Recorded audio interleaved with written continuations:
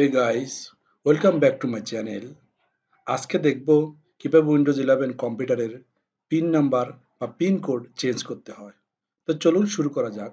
প্রথমে স্টার্ট বাটনে ক্লিক করুন, তারপর সেটিংস অপশনে ক্লিক করুন।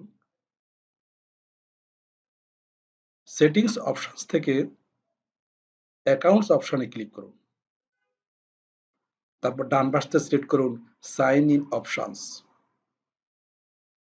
সাইন ইন অপশনস থেকে পিন উইন্ডোজ হ্যালো এখানে ক্লিক করুন, তারপর চেঞ্জ পিন ক্লিক করুন, তারপর প্রিভিয়াস পিন ক্লিক করুন,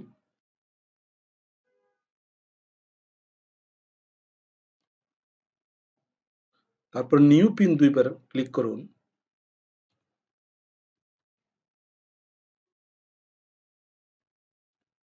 তারপর ওকে ক্লিক করুন। তাহলে পিন নাম্বার চেঞ্জ হয়ে গেল।